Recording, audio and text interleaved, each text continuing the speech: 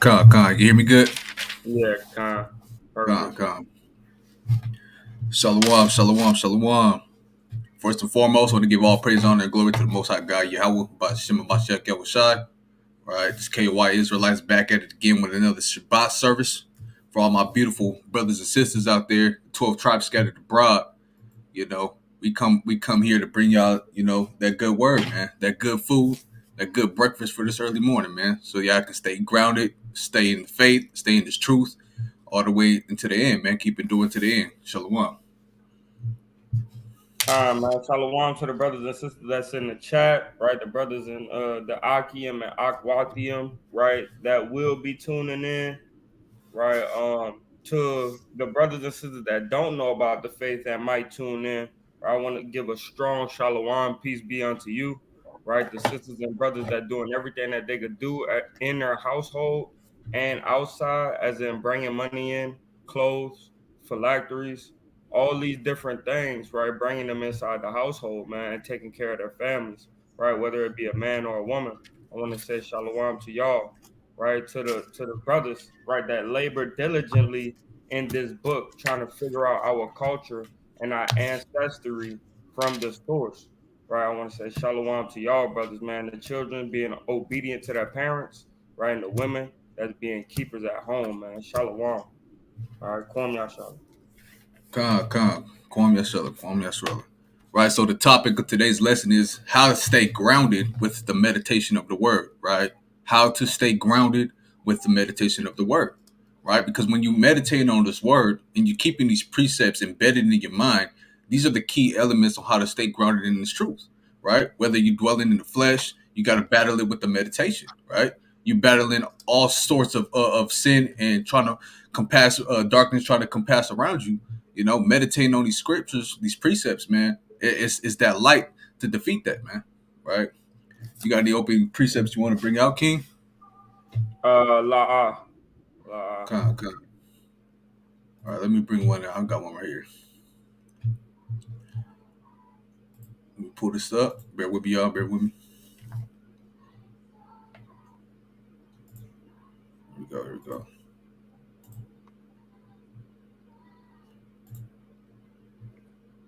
All right. Let's get that in Sirach, chapter 6. All right, the book of Sirach, chapter 6.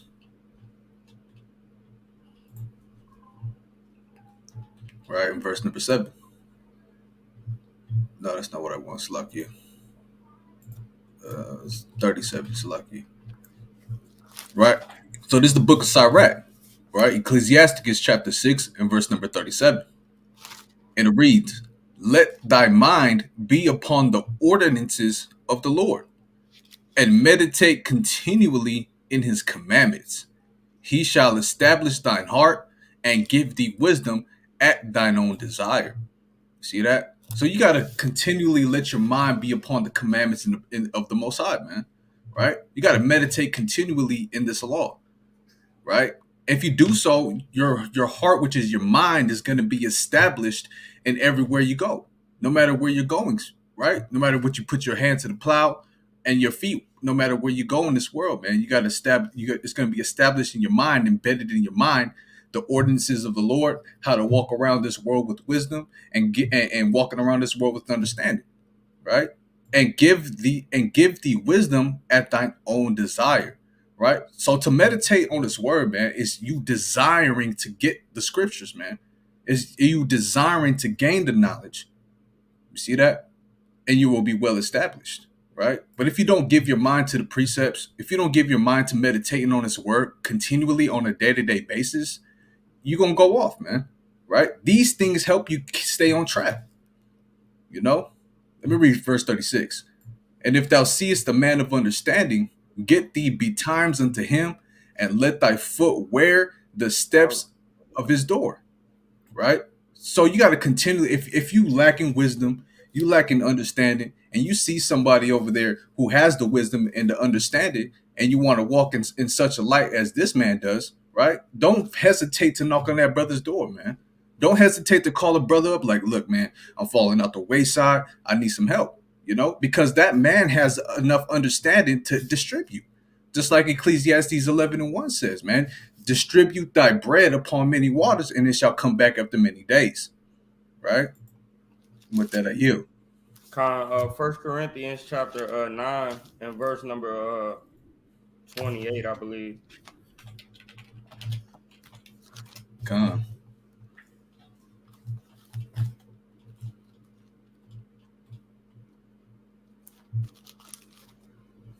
27. Nah.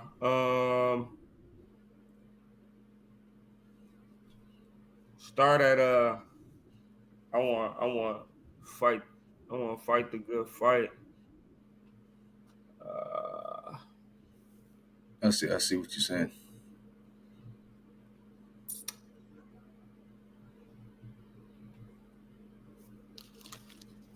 hold on.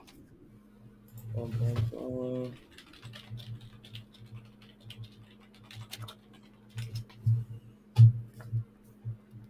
Oh, it's Philippians. My bad. Con. Philippians chapter 4 and verse number 12, I believe. Nope. 3.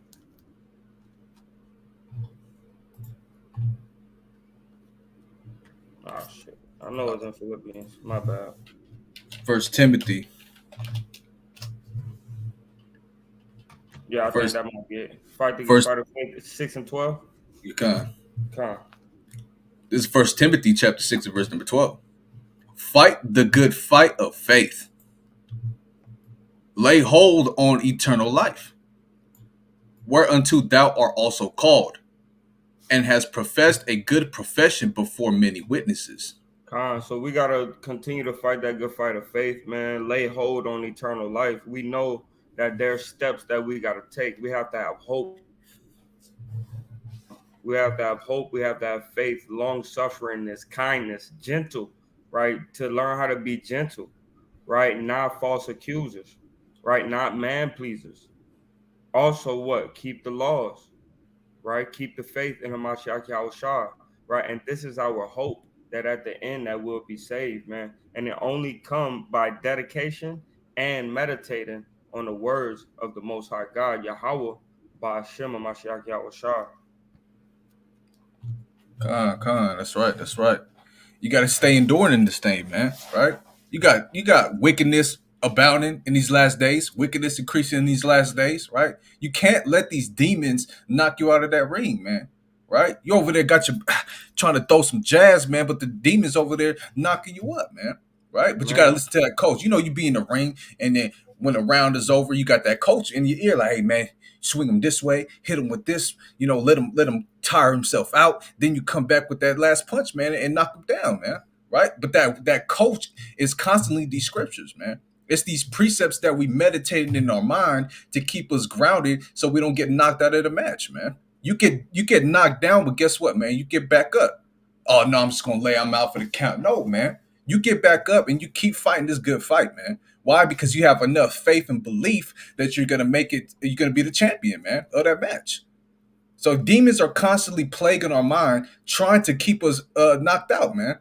But you can't let these demons win. So keep fighting that good fight and lay hold on eternal life. Meaning what? That championship belt, man. That's the kingdom, right? So you can be at the end like, man, you might have a couple bruises, you might got a swollen eye, a cut on the cheek right here, a bloody nose, but guess what, man? You holding up that title belt after you've been enduring this fight and all these rounds for so long. Like, look, man, I made it to the kingdom, and guess what that title belt is, man? That crown of life. See that? Hey, read verse 11. Come. First Timothy 6:11.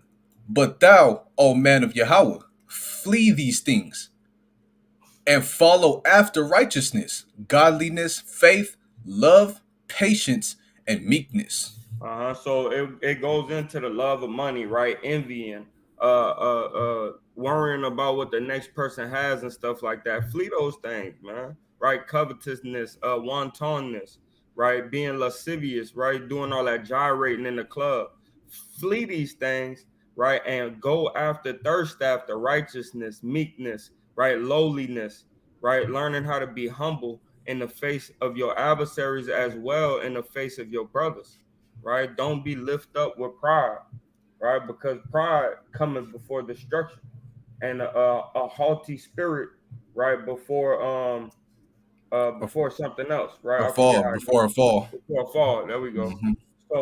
So yeah, man. Make sure y'all stand in the right spirit, man. And if you're a man of Yahweh, a man of God, right, you're gonna follow after righteousness, man. You're gonna follow after the ways of our ancestors. You're not gonna go into your own thoughts and your own glory.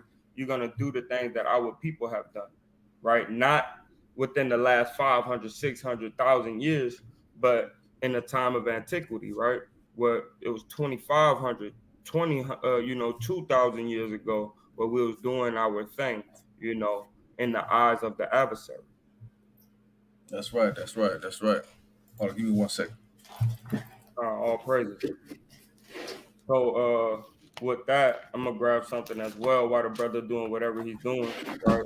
Because we gotta know how to stay strong in this thing, man. We don't want at the end of the day everything that we do uh, uh be for naught, man. Right? We want to make sure that everything that we do, all the sacrifices we're made, are counted for at the end of the day, right? It says, this is the book of Sirach, all right, chapter 6 and verse number 23. No, that's the one you got already. Nah, Uh, I had gotten 37. this is the book of Sirach, chapter 6 and verse number 23, right? I'm gonna start at 22. For wisdom is according to her name, and she is not manifest unto many, right? So you have to do something. You have to be a specific breed, right, for wisdom to dwell with you, and it comes with the meditation of the word of God, right? Give ear, my son and daughter, receive my advice, and refuse not my counsel, and put thy feet into her fetters and thy neck into her chain. Right? Say, hey man, lock yourself up unto wisdom, man. Sometimes you gotta come home, man, and don't turn on anything, man, and dive right into your book and just read. Meditate on the word, man. Right? What I've been doing, man, I've been meditating on the gospels, man, trying to figure out how the apostles and Christ moved on a high level, because I believe that we missing something and I'm trying to figure it out, man. What is it? Right? What other bit of wisdom do I need besides keeping the commandments and keeping the faith? Right? I know it's hope, right? But it's something else, man. This is a concoction that we got to come up with to make the end come quicker, man. And everybody need to be trying to search for the right potion to make the revolution really be televised, right? So here we go, and I'm gonna read on. It says, "And put thy feet unto her feathers, right, and thy neck unto her chains. Put yourself unto bondage unto wisdom. Bow down thy shoulder and bear her, and be not grieved with her bonds." Right? Don't be grieved to constantly read your scriptures until you fall asleep, man. Don't be grieved to watch videos and get precepts to precept your Bible, man. Don't be grieved, man. Do that happily, man. Because at the end of the day, our hope is that we might be saved, right? Reading on, it says, "Come unto her with thy whole heart, and keep her ways with all thy power. Search and seek, and she shall be made known unto thee. And when thou hast got her, Salakia, and when thou hast got hold of her, let her not go, man. Don't quit doing what you're doing to obtain the wisdom that you have acquired, man. Keep searching, keep meditating, keep seeking, right? Keep being dedicated, right? Keep your body under subjection, like our brother Paul said, right? To where you're not doing the lust of the flesh. Oh, I want to just come home and have a drink. Nah, man, come home, read the scriptures, kind of do this, take care of your family, see what you need to do, boom, and then have a drink, man, and chill out, right? But make sure you seeking wisdom on a day-to-day basis, man. Not you.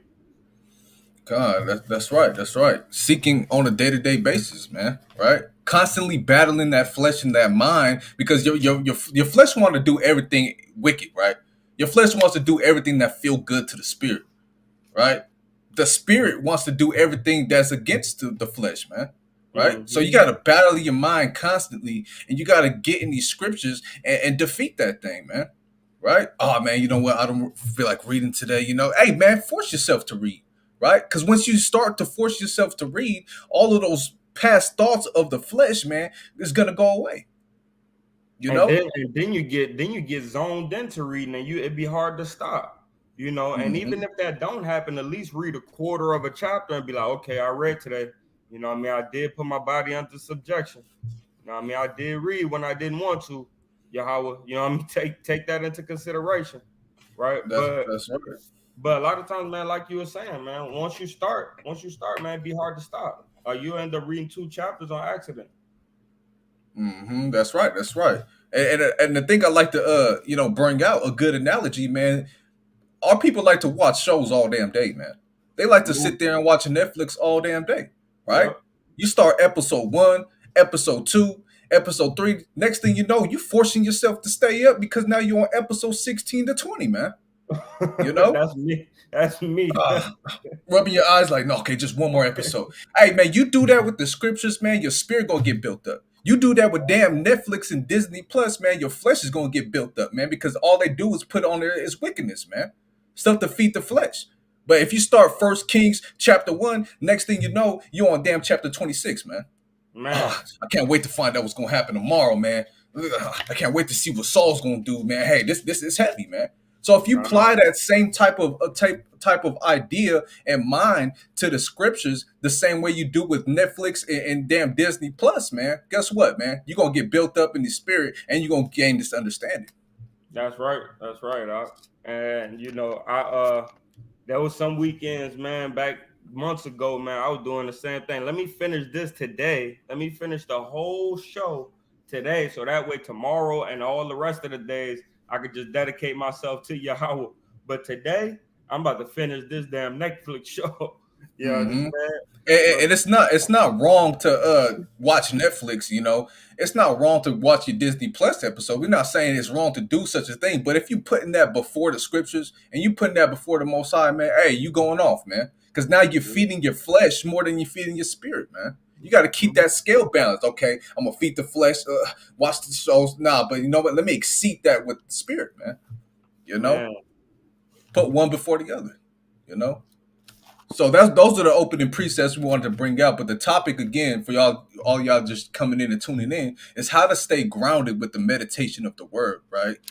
And understanding that meditating on these scriptures, right, applying these scriptures and embedding them in your spirit and in your mind is going to help you stay grounded in this truth in these last days, man. Right. So of course, every Shabbat we gotta open it up and start off with the law, right? So we're gonna go to the book of Exodus, right? The book of Exodus, chapter 16. We're gonna start off with the law. Let's get it. Put this back up. Bear with me. All right. Right. And of course, every time we bring out the law, we kind of compare the parallels of it to the topic that's at hand. Right. Exodus 16 is going into the Lord providing manna, the children murmuring, so on and so forth. But on the second fold nature of it, we're going to apply that with spiritual things, man. Right. So let's get it. Exodus chapter 16 and verse number 1.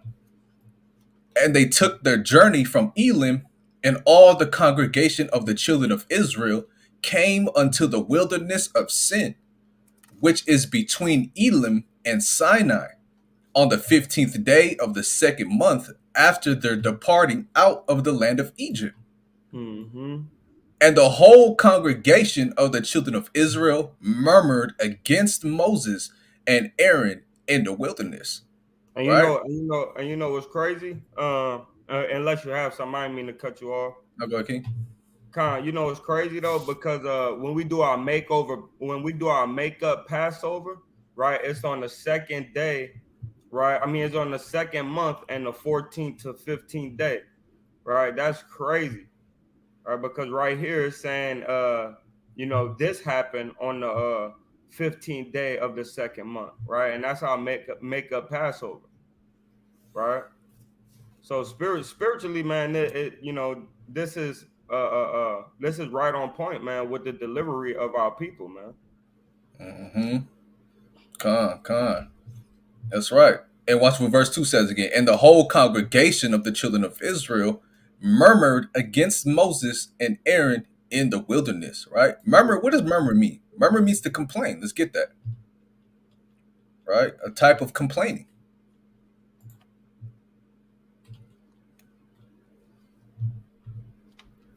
Murmur, right? To lodge, stop, pass the night. Let's get down here. to grumble, right? To complain. By implication, to stay permanently, hence, obstinate in words, especially in words to complain. Right? So Mm. they was complaining, man. And our people complain every day out here, man. Oh, why I gotta do this, man? I don't feel like reading. Hey, man, you gotta battle that, man. Right? Because that's what the Most High asks of you, to meditate on His words and to not complain about things, but to take it cheerfully, man. You know? And guess what? We in the wilderness right now, right? We ain't in the land. We scattered abroad. We're in the spiritual wilderness, not trying to find our way back. And the only way to find our way back is to stay grounded with the truth, the understanding of the truth, and what to do on how to get back to the land, man. How to get back into the bosom of the Lord, right? Going back, reading on. Hey, Go I ahead, need Q. that gladness of heart because thou did not serve me. Con Uh, I'm missing the mark right now. Okay. 28:47. Con. It's Deuteronomy chapter 28, verse 47. Because thou servest not Yahweh thy power with joyfulness and with gladness of heart for the abundance of all things. Because Come, hey man, and look man, and that's what's happening right now. They're murmuring because they're not glad to serve Yahweh, man. They murmuring because they feel like they doing all this for nothing, all this for naught, right? So we know that we serve the Lord because we have promises at the end of this thing, right? So us, we need to serve the Lord with gladness of heart without murmuring, man. Oh, I got to call off again. And damn, that's another $250, man. I can't keep on sparing these $250, man. Right? Nah, man, you spare that, man, because what the Lord got for you is greater than that, man. The treasure that we stacking up in heaven is greater than that. And if you call off and your heart says, I wish I could have went to work, man, damn, man. I call off anyway, but I wish I could have went to work. Hey, the Lord judging you for that, man. You should have just went to work, right? So you want to serve the Lord in singleness of heart, man.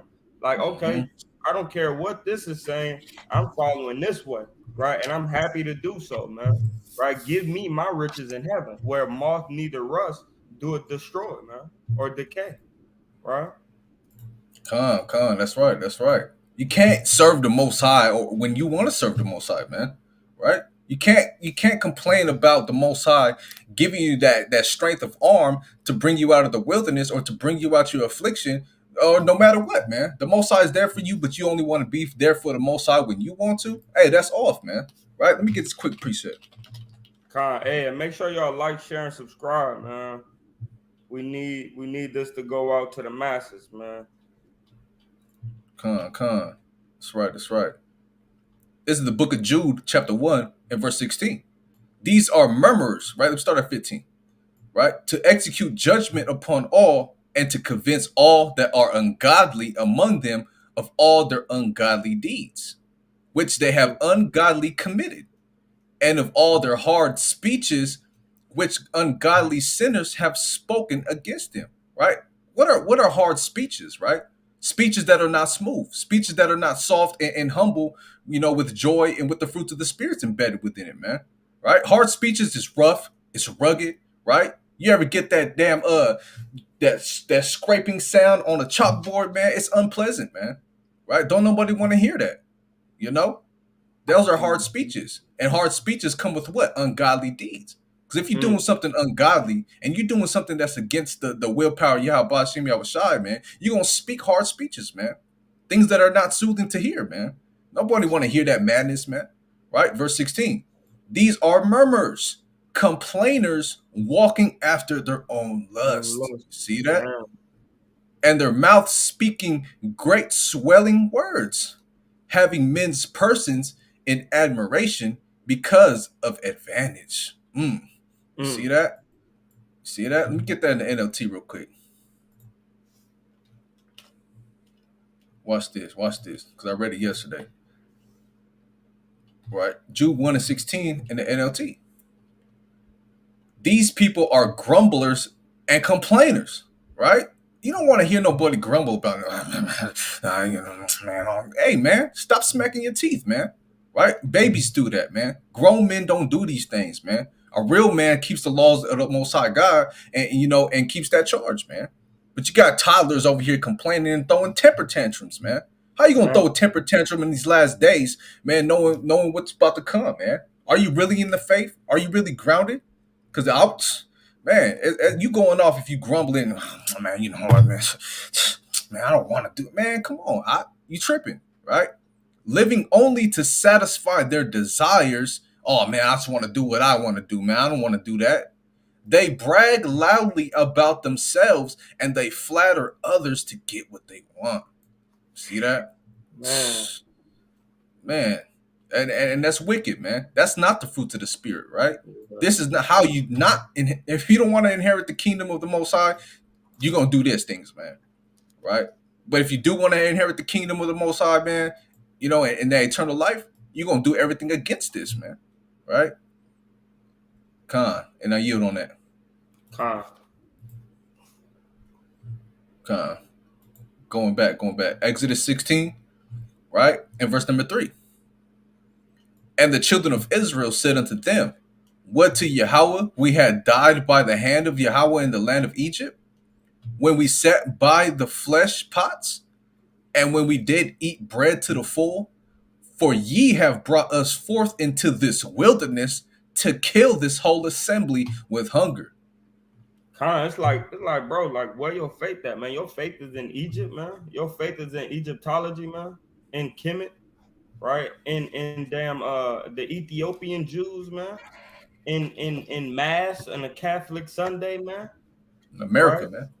Right? Where's your faith, man? In America, right? Nah, man. Right? We don't need to have faith in these other countries, man, and these other people, man. We need to have faith in Israel and in Yahweh Shem Yahushua, man. Right? But that's what these dudes is doing, man. Hey, man, we was okay over there, man. But over here, we don't know what the hell's going on. Nah, man. Have faith that wherever we going, Yahweh is leading us, man. Right? When we catch that bullet or when them bullets start flying at camp, man, we need to say all praises to Yahweh Bashem Yahushua, man. Right? If this the time you're gonna take me out, man, to water Yahweh, right? Because I will be back in time for the kingdom, man. Right? In the second wilderness, man. Right? Khan, that's right, man. That's right. And this is after the children of Israel, man. This is after our people seen the magnificent works of the Most High, man. Right? They're supposed to keep that thing meditated and embedded in their mind and understand, like, oh, hey, well, Yahweh did this. I seen all these magnificent works, man. You know what I'm saying? Hey, man, they didn't keep that in their mind. They didn't meditate constantly on that journey about the works and the wonders that the Most High had just done for them, man. They replaced that with carnal thoughts, man. Right? Lustful thoughts, man. Oh, how good we had in Egypt, man. I had a nice two little story cottage right there, right by the river, man. I had my Man, corn yield. I had nice sheep and cattle, man. Oh, man, but now we in this wilderness with nothing, man. Hey, man, you going off, right? You going off. You see that? So you got to stay grounded on the works of the Most High, right? Let me get this real quick, man. Quick preset, right? Sirach 39, right? It's the book Ecclesiasticus 39 and verse number 1.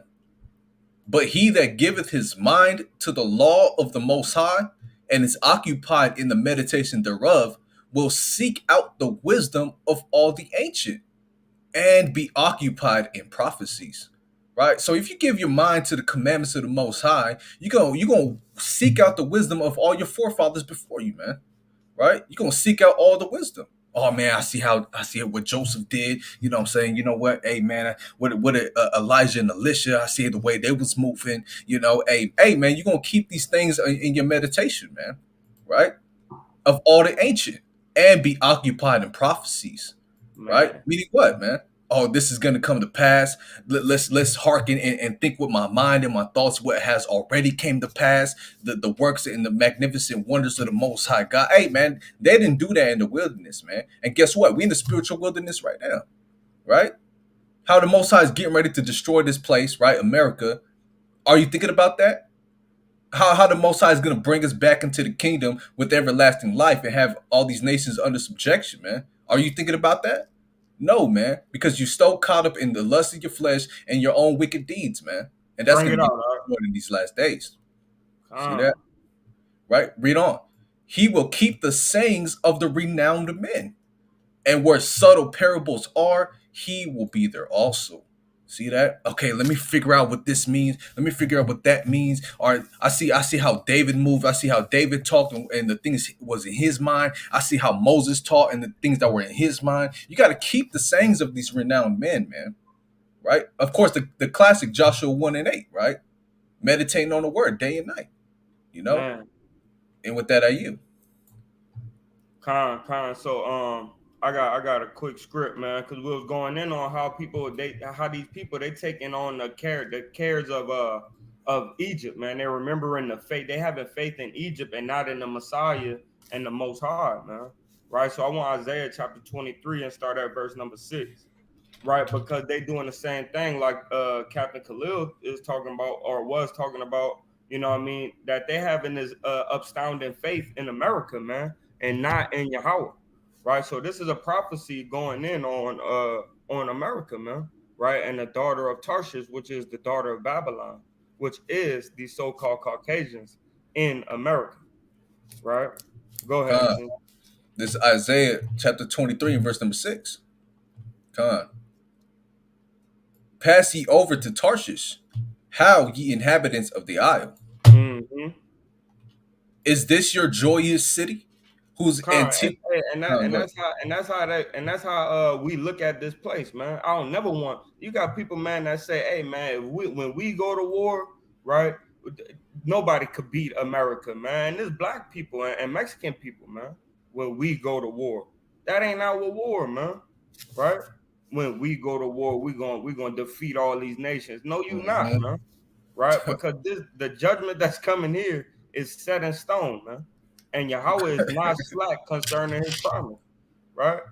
You're not gonna win, man. Talking Right? about us. Talking about And it us. is. Oh, they can't come against us. Yeah, what you mean, nigga? We never been part of this society, right? If that was so, they would call us a man or a woman and not three-fifths of a human being. Mm-hmm. Con, bring it out. Right, Reed? Con. Verse 6 again. Pass ye over to Tarshish. How, ye inhabitants of the isle? Is this your joyous city, whose antiquity is of ancient days? Her own feet shall carry her afar off to sojourn. Come on, man. That's exactly what America did, man. Right? Took their time traveling all the way over here to make their feet go afar off, man. Right? But watch this though. Go ahead. Con. Verse 8. Who have taken this counsel against Tyre, the Mm-hmm. crowning city, Mm-hmm. whose merchants are princes, whose traffickers are the honorable of the earth? Kind of the princes are you Israelites, man. That's out here worshiping the goddamn white man, man. Worshiping this society, man. The US of A, man, under Satan authority, man. Right? You guys are worshiping this place, man. But it says that the merchants are the princes, man. You the princes, you the princesses, right? But you want to serve and love this country, man. And the lowly of us is talking about the earth, man. Right? Whose Mhm. traffickers are the honorable of the earth. That's the lowly of us, man. Right? The people that work for a living, man. Right? But the princes, man, they took them, man, like they was their merchandise. Right? Read on. Con, read on. Yahweh of hosts hath purposed it to stain the pride of all glory So this is and why he did this to us. He did this to make sure that we understand that at the end his glory is gonna rise. Right? Go ahead. to bring into contempt all the honorable of the earth. So he had to bring us down, man, to be able to build us up, right? So, and he had to use these people at Tarshish, right, aka Babylon, these white folk, right, to make our time hard, man. Right, read on. This precept nail in the coffin. Con. Verse 10. Pass through thy land as a river, O daughter of Tarshish. There is no more strength. You have no more strength, man. Your time is coming, man. Right? and our time is next, man. Because we already been through our content, man. We got beat down, and we're the lowest of low, man, in this society, right? So our time is coming up, man. So we need to stop having faith in the daughter of Tarshish, aka the daughter of Babylon, aka the U.S. of A. under Satan authority, man. America. We need to stop having faith in this country, just like we needed then to stop having faith in Egypt. Right? Are you? Con, that's right. That's right. Con, going back, going back. Powerful precepts, King. Powerful precepts. Con. All right, Exodus 16:4. Then said Yahweh unto Moses, Behold, I will rain bread from heaven for you. Mm. And the people shall go out and gather a certain rate every day, that I may prove them whether they walk in my law or no. Right? So we Mm-hmm. constantly dwelling in the flesh, complaining, right? Lusting over the ways of this world, and trying to inherit the things that this world has to offer, But the Most High said, what, man? You famished, right? You complaining, right? You don't want to do the work. You don't want to have enough faith to inherit that kingdom or eternal life. Guess what I'm gonna do? I'm gonna rain bread from heaven for you. Meaning what? I'm gonna give you wisdom. I'm gonna give you understanding. I'm gonna give you this book, and I'm gonna give you these precepts, man. So that way you can defeat that mind and no longer be famished, man. The Most High is gonna provide it for you, whether you're gonna accept it or no. Right? This scriptures and these precepts, we on corners, we bringing out this truth through the YouTube channels, right? That's the bread that's raining down for you, meaning that wisdom, that understanding that the Most High is still providing for you, so you can come out of that mindset, man. Right? But our people, they don't want it, man. Right? Whether you're going to keep these precepts and this understanding and this truth, right? Walk in this truth or no, right? Con, and I wanna add on to that, right? It says and gather a certain rate every day, right? We need to read this book and gather a certain rate of bread every day, man. Right? That way we could have the understanding and knowledge refreshed in our mind on a day-to-day basis. That's why it says what? This is your daily bread, right? Mm-hmm. Give us our daily bread, right? Like the prayer in Matthew, I believe it's chapter 18, right? Give us our daily bread, man, right? Because we need to have this daily bread for us to have sustenance in our life, man, to move correctly as Yahweh have commanded us, right? I just wanted to point that out. Con, that's right, that's right, right. So we in the wilderness right now, man. But the Most High is going to continue to rain that bread until Amos 8:11 comes into effect, man. Right? Till we get that famine of the word of Jeremiah 14:2, man, on down. You know? So even though we constantly battling our minds and we constantly battling the ways of this world and trying to feed the flesh on what this world has to offer, hey, guess what, man? That's that goal, man. That's that vinegar of drink, man. And you don't want that. You want that spiritual bread and you want that spiritual water to keep you built up and full with the understanding and the wisdom of the truth to keep you grounded in these last days. Man, bring it out, Right? up. That's why it says here that I may prove them whether they walk in my law or no.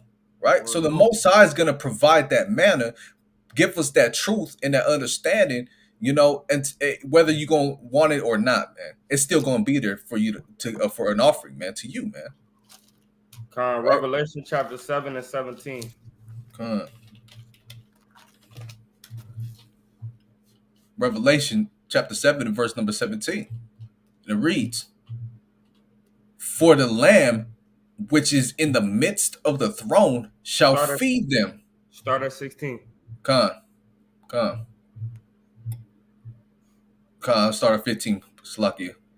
Yeah. Therefore are they before the throne of Yahweh, and serve him day and night in his temple. Mm. And that's what we need to be doing, serving him day and night, man. It's not a day where we not making zits, we not making fringes, we not praying, we're not prophesying to somebody that we walk by the way, right? Or see at the store or work on our job, right? We need to do these things and glorify and serve the Lord every day, just like the angels. Why? Because we're angels, we're messengers, We need to make sure that the message get to this person and get to that person, right? But it takes meditating on the word on a daily basis, man. Right? Not sometimes, right? But all the times, right? Mm-hmm. That's right. That's right. Read on. And he that sitteth on the throne shall dwell among them. Con. And then at the end of the day, right, the Lord, the more that we go towards him, he gonna be dwelling with us, man. Right? So the more we seek him, the more he's gonna help us, man. Right? Because the Lord, he don't have to seek us. He see us on a daily basis. Right? So, but when we seek him, he say, yeah, that brother, you see, he did enough today. Give him something. Right? That sister right there, she didn't talk back to her husband today. She actually was submissive. Give her something. Matter of fact, bless their whole family with something, right? When Uh, we doing right unto each other, the Most High blesses us because He watches us all the day long through the eyes of His angels, mm-hmm. right? Go ahead. That's right. Verse 16. They shall hunger no more, neither thirst any more. Neither shall the sun light on them, nor any heat. Man, so and you ain't gonna go through affliction, man. Right? If you doing what the Lord tell you to do and you serving him, man, with gladness of heart, man, no heat, no affliction is gonna bother you, man. Every time you go through affliction, you say, oh, this is just another level of peace, man. Right? I'm just going through this right now, but now it's gonna come another level of peace, man. And the more affliction we go through, the more peace we are at, man. Because it's gonna make you at ease. I just prayed this prayer this morning, man. You know what I mean? Strengthen me up, man. That way, at the end of the day, when Jacob's trouble come, or when our many afflictions arise, right, I could be at peace, man. Right, jam me up now, so that way later on, I'm like, shit, bullets, nothing. Right, food, I could fast 7 days. Ezra did it, right? Con, You ain't gonna worry, right, in those days. You understand? That's right. That's right. Right. Verse 17. For the Lamb which is in the midst of the throne shall feed them. Uh-huh. And look here, man. We the temple, right? We the throne, man. The Lamb is in the midst of us as well as he in the midst of the heavenly throne, right? Sitting on the right hand side of Yahweh, right? He's right in the middle of us, man, making sure that we well taken care of, man. When the last time y'all went hungry, not on purpose, right? Let me know the last time you didn't have no food for 3 days and the Lord didn't provide a way, right? And you starved out without fasting for 3 days, man, right?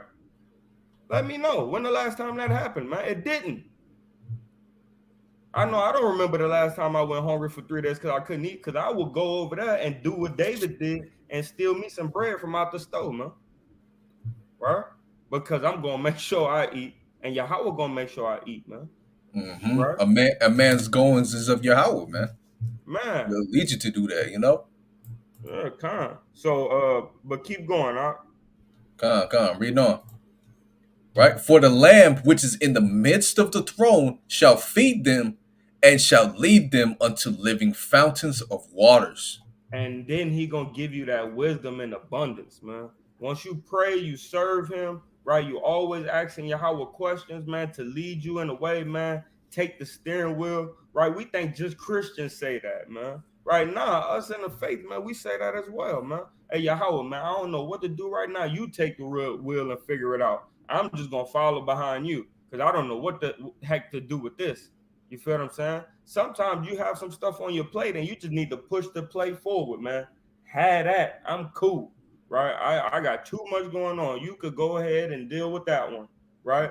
Because these things, man, stress us out and we start treating each other bad. And that's when we get more curses on us instead of blessings. Right? But when we treat each other well, we fulfill, like Paul said, the law of Christ, man.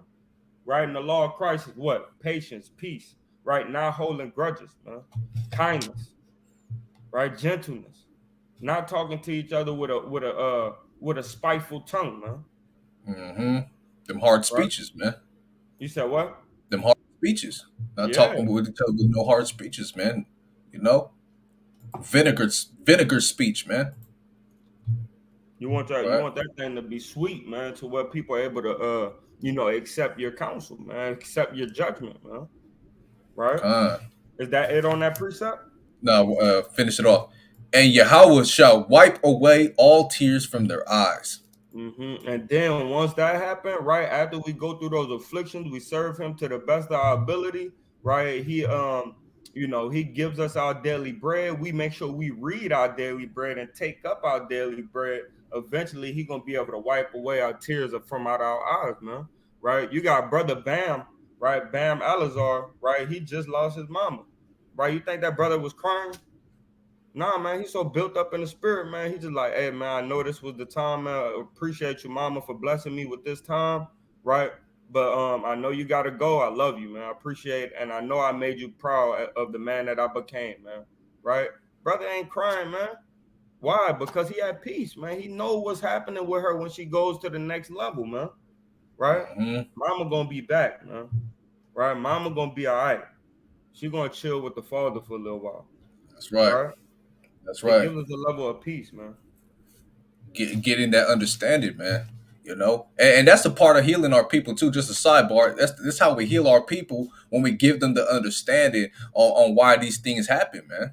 Right? Using the precepts. Why? Because we're constantly meditating on this word, and we got that focus to innate us to enable someone else to get that understanding, which brings that healing.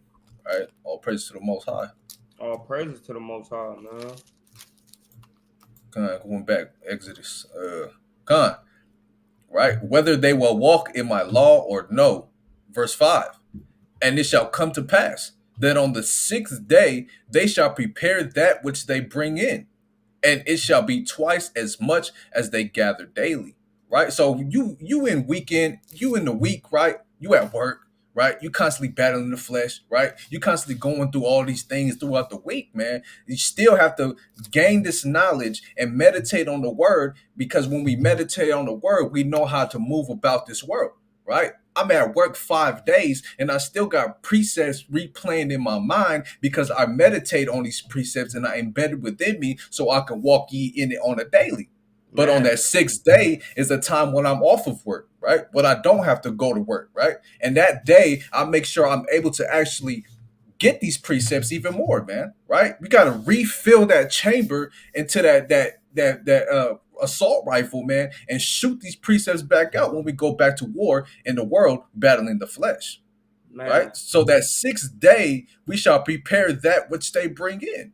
Right? So this is why we study throughout the week, right? And then on the sixth day, we prepare to bring you the Shabbat classes, man, every week, right? And it shall be what? Twice as much as they gather daily. I'm not con, able to get look, man, we're all enduring tribulation. We're all enduring this damn hard labor, man, and hard bondage. It makes the damn devil try to make it 10 times harder for you to study these precepts when you constantly at work throughout the week, right? But on that sixth day, you're able to, okay, look, now I got time to really study even more. Now I got time to refresh myself with even more precepts and even more meditation for the following week, man. Right? See that? Come. con. Hey, grab this for me, man. Oh, it's The lucky. I didn't even have first, it on the screen. It's lucky. Hold on. nah, it don't matter. I was gonna tell you in a second, but give me Isaiah chapter 30 and verse number 20.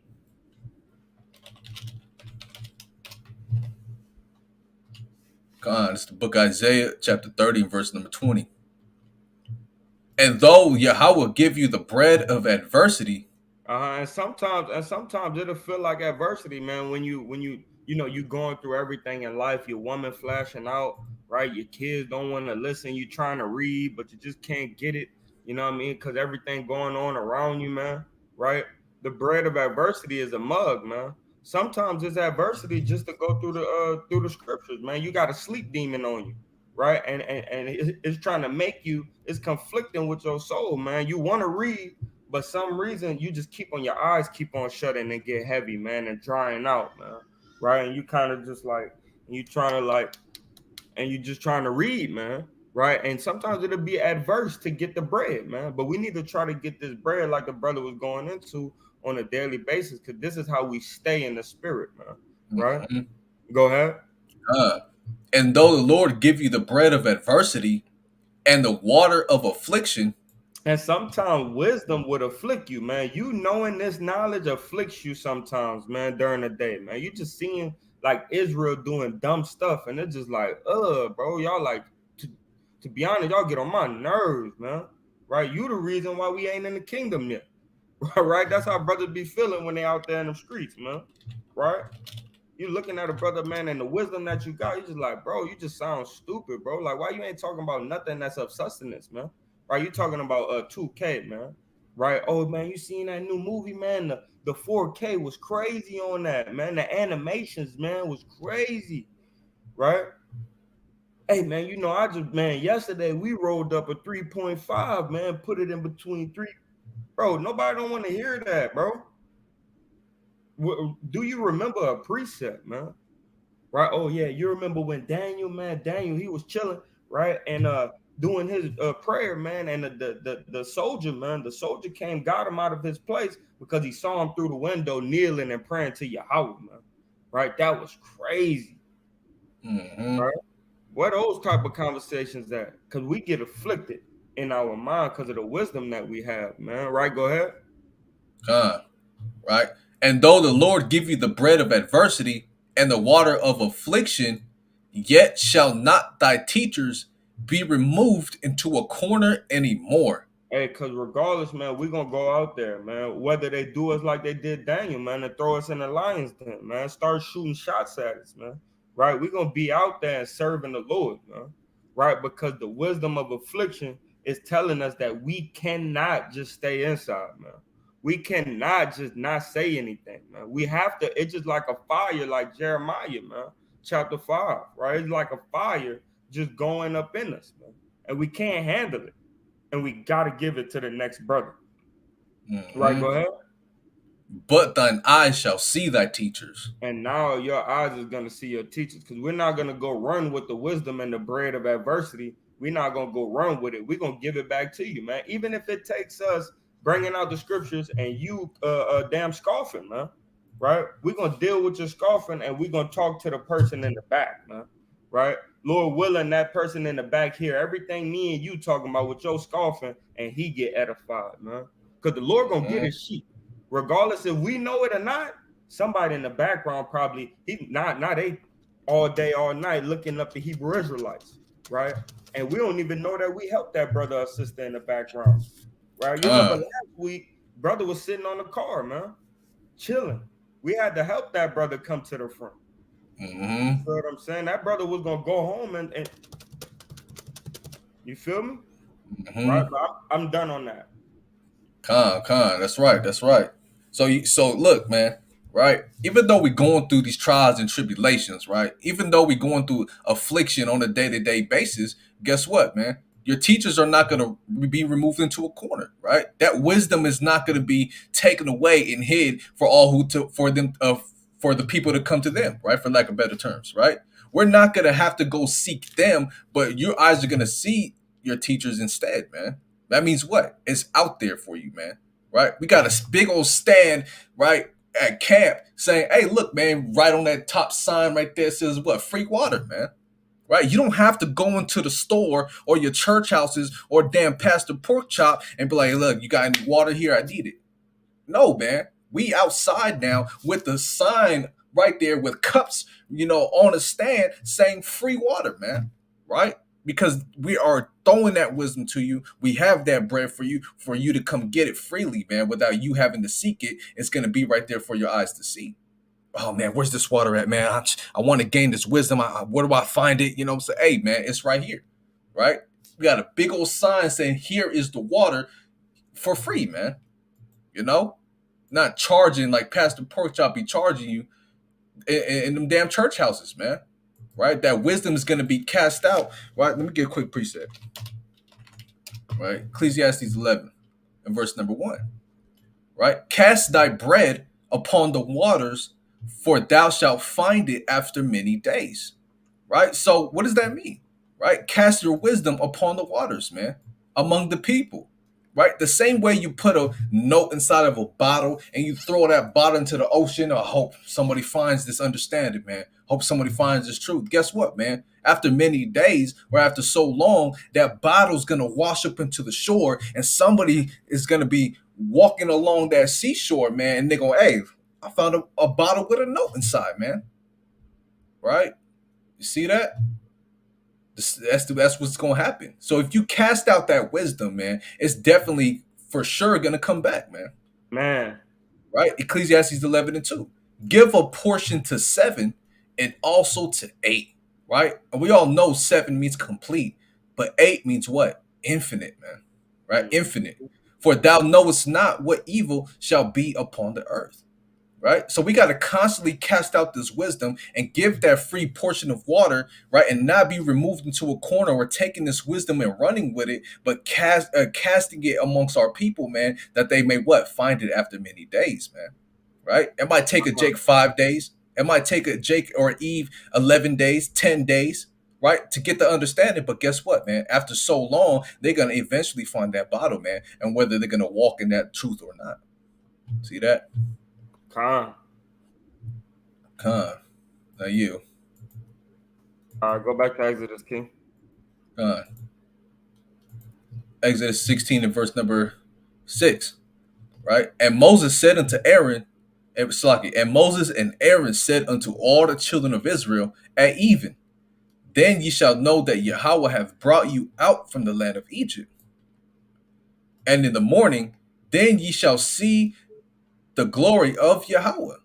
Right? So this is, look, watch this, watch this. And Moses and Aaron said unto That's some all big the business. children of Israel at even, meaning what? At a complete time, at the perfect hour, man. Right? Mm-hmm. Then you shall know that Yahweh hath brought you out from the land of Egypt, man. This is when people start to wake up, man, and get the understanding like that was us, right? Are we the people, right? Are we the people of the book, right? You're gonna see that at even, which means what? At a perfect hour, right? Man, Verse 7. And in the morning, then ye shall see the glory of Yahweh. That's where you start to get filled with all this understanding, right? You start to meditate on the sayings of renowned men and meditating on the prophecies and the ancient. Oh, that was our people that did that, right? Oh, King David. Oh, them our people. Oh, we the same people that walk with Moses, right? At that time, at even when you first hear this truth and that word, and how you understand that Yahweh is the one that brought us out of the land of Egypt and how we are the people, then in the morning, you're going to start to understand the glory of the Most High, right? yeah. For for that he heareth your murmurings against Yahweh, right? And that's not going into actual carnal complainings of you wanting to go back and you just want to live this world, man. This also goes into what? The complaining of why we going through this affliction, right? Why are we in this damn situation that we in? Why are we going through these curses? And what? And what are we? Man, Right? who are we? Right. Who are we? That ye Con. murmur against us. So Moses is saying, look, man, who are we? You're not complaining against us. Why? Because the Most High doeth all things. He's the one who said, suffer patiently, that the wrath has what? Let me get that real quick. Con, get it up. That's right. So the Most High is the one who did this thing, man. Why are you complaining against Moses and Aaron when it's the will of the Lord for us to go through this affliction, man? Right? Baruch chapter 4 and verse 25, right? My children, suffer patiently the wrath that is come upon you from Yahweh. Hey, Yahweh Man, did that, man. Right? For thine enemy has persecuted thee, but shortly thou shalt see his destruction and shalt tread upon his neck. Right? You might be going through this affliction by the will of the Most High, sending these enemies against us, according to the curses of Deuteronomy 28:15 on down. But what? Shortly thou shalt see his destruction. Meaning it's only for a time, man. Right? It's not forever. So keep that faith, keep meditating, and stay grounded in this truth. And eventually, man. what? We shall tread upon his neck. You see that? Con, hey, do me a favor, man. Get this in Second Ezra. Second Ezra chapter 15, verse 10 to 12, man, because it's going on exactly what you're talking about, man. If we stay on point, man, unmovable, steadfast and bounding in the work of the Lord, right?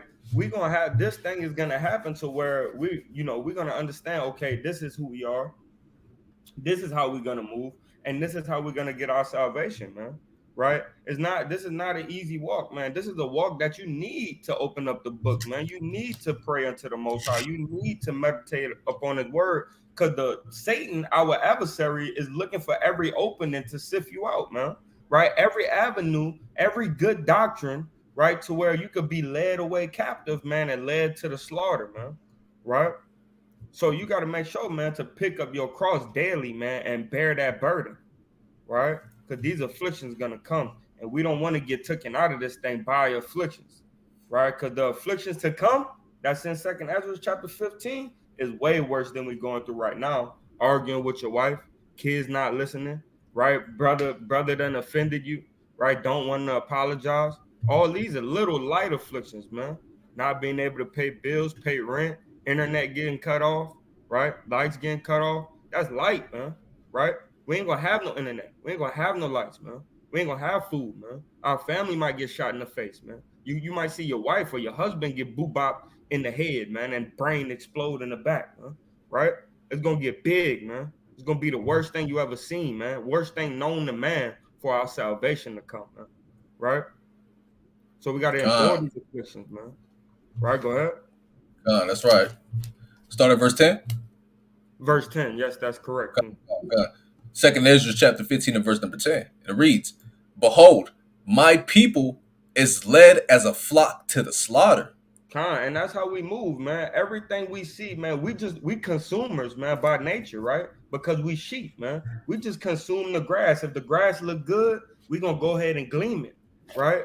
But we need to understand that some of that grass, it look good, but it got pesticides on it. That's poison to us, right? We don't need to go eat on that side of the grass, man. And that's social media, that's Facebook, Instagram, right? Bigbooties.com, right? Triple X, right? We don't need to go into these different grasses where we think is greener, man. Right? The grass is green where you are, man. Even though you got yellow spots here and there, talking about the afflictions and the burdens that we have to bear, that yellow grass is still is nutrients into the body, man. Right? And we need to stay on this side, because that the Lord could fertilize it, right, and make the grass greener, man. Like He said in the book of Psalms, chapter 1. Right? Go ahead.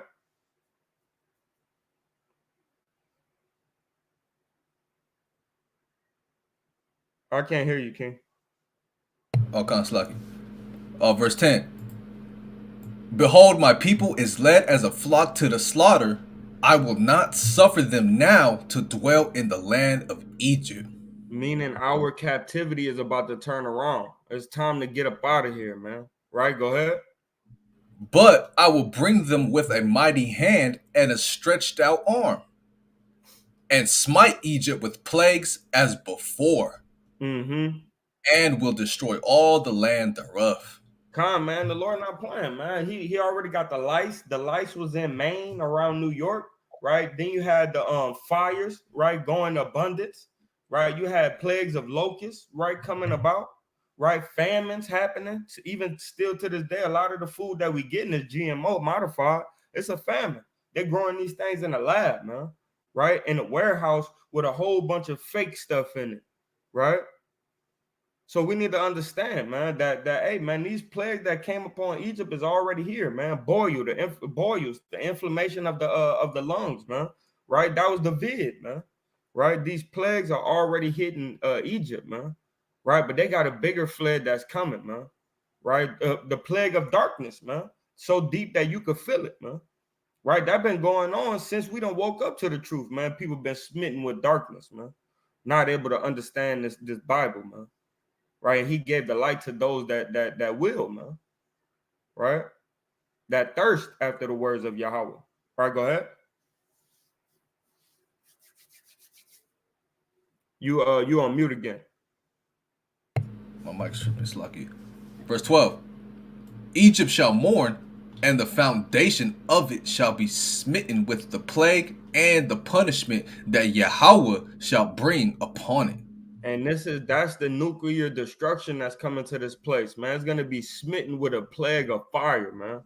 Right? We read that in chapter 17, I believe. I mean, in chapter 16, I believe. right? This plague, this the last plague is gonna be nuclear warheads, man. Right, but I'm done with that, man. But I just want to let it be known, like the brother going into, man, who are we, man? Right, what are we? Right, we the Israelites, man, and we got to come back to serving the Most High, or we gonna get jammed up with these plagues as well. Right, if you're not listening to him and serving him, he gonna jam you up as well, man. His judgments are like Mhm. a ring, man. Right. That's right. That's right. Con. Beautiful preachers. Beautiful. Right. Going back. Going back. Con. Exodus. Let me pull it back up. Right. Exodus chapter 16 and verse number 8. And Moses said, "This shall be when Yahweh shall give you in the evening flesh to eat, and in the morning bread to the full." Man. Meaning what, man? That knowledge, wisdom, and understanding is going to come at a perfect time, man. The time he deems fit, right? Just like he gave us the manna, man. He gave it to us at a time he deemed fit, right? And in the morning, bread to the full. Meaning once you start to eat this understanding and you start to gain this wisdom, man, that bread is going to fill you up, man. You see that? For that Yahweh heareth your murmurings, which ye murmur against him. And what are we? Your murmurings are not against us, but against Yahweh, right? We ain't complaining against our people, man, right? It's not our people's fault that, well, in another fold, right? It's not our people's judgment upon each other, man, that we go through these things, man. It's all in the spirit, power, and will of Yahweh Ba'ashim Yahweh Shai, right? Verse 9. And Moses spake unto Aaron, say unto all the congregation of the children of Israel, come near before Yahweh, for he hath heard your murmurings. See that? The Most High is hearing us, man, and the Most High is seeing us, man. Right? He gave us this manna, and he gave us this wisdom, knowledge, and this understanding, this truth in these last days, which is that evening, man, which is that perfect time for us to wake up. Right? Verse 10. And it came to pass, as Aaron spake unto the whole congregation of the children of Israel, that they looked toward the wilderness, and behold, the glory of Yahweh appeared in the cloud. You see that? So what is that going into, right? Of course, the time of the Exodus, right? But on a spiritual fold, on a second fold, right? We look toward the wilderness and the desolation of our people, man, right? Which the children of Israel, you 12 tribes that are scattered abroad, right now we're in the wilderness. So we're looking towards our people that are scattered in the spiritual wilderness. And behold, the glory of Yahweh appeared in the cloud, meaning the light of the Most High God is starting to shine upon the people when we're starting to wake up and come out that valley of dry bones. See that? You're on mute. You're on mute, King. Do Oh, me a it's favor, lucky. King. Give me the book of John, chapter 12 and 28. Because this is one way that Yahweh have glorified his name by pulling us out of the land of Israel, right? But the Lord is about to glorify his name once again, man, with his chosen people, man, right? Once again, to let the people know that he exists, man. This is one of the highest times where you have people that's atheists, man, that don't believe in God. But guess what? At the end of the day, y'all gonna believe once again. All right, go ahead. God, the book of John, chapter 12, and verse number 28. Abba, glorify thy name. Then came there a voice from heaven saying, I have both glorified it and will glorify it again. One time he glorified it was in Egypt. This time he gonna glorify it in the daughter of Babylon, man, aka America, right? So this name gonna be glorified again, man. Just like it's saying in Exodus chapter 16, verse what that was 17. Mm-hmm. It's God, gonna be glorified again, man. God. Let me get that in Jeremiah 16 because it's written there too, right? But it gives you more expounding or more of an understanding on that, and that's right. His name was glorified before, and it's going to get glorified again, right? Jeremiah chapter 16 and verse 14. Therefore, behold, the days come, saith Yahweh, that it shall be no more said, the Yahweh liveth, that brought up the children of Israel out of the land of Egypt, but Con, Yahweh liveth, that brought up the children of Israel from the land of the north, mm, right? And from all the lands whither he had driven them, and I will bring them again into their land that I gave unto their fathers. Right? So the Most High, hey, he did wonderful works, man. Right? He did wonderful works at the beginning, but now and people start to understand, man, is this the camp of the Hebrews? Like we read in First Samuel chapter 4, man. Right? The God of the Hebrews, right? Oh, don't mess with them. You see what they God did, fearing and trembling, shaking their loins. And guess what, man? All that went away, man. These nations don't give a damn these days. But guess what? The Most High God is going to glorify his name again when he destroys the land of the north with thermonuclear flame fires and missiles, man. Right?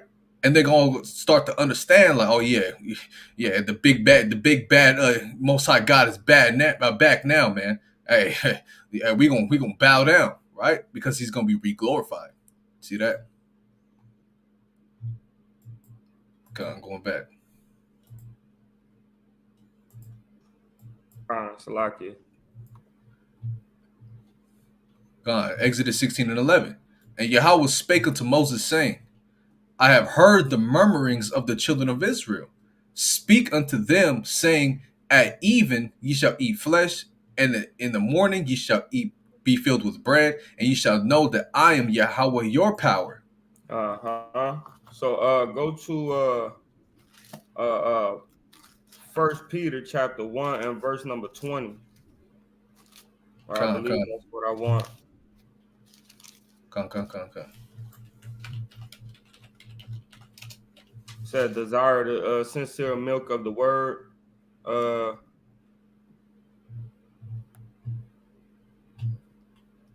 that's it? Is that it? Or is Or it 1 and 20? yeah. La. Is it Second Peter 1 and 20? Salaki. Yeah. No, it's First Peter 2,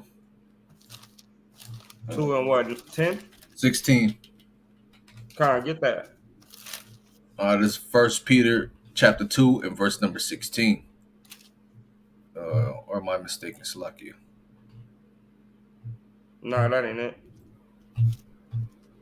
Oh, Salakia, it's at the top. First Peter chapter 2 and verse number 2, right? As newborn babes, desire the sincere milk of the word that ye may grow thereby. So first off, you need to desire the sincere milk, right? We see in Exodus that it's telling us, hey man, on this day we're gonna have to eat meat, right? So, but first you got to get the root before you could gain the tree, right? Keep going. Come on, read on. Verse 3. If so be ye have tasted that the Lord is gracious. So that's how you gonna find out that the Lord is gracious, right? But I need the meat precept. Give me Hebrews chapter 5 and 12. I believe that's where it's at.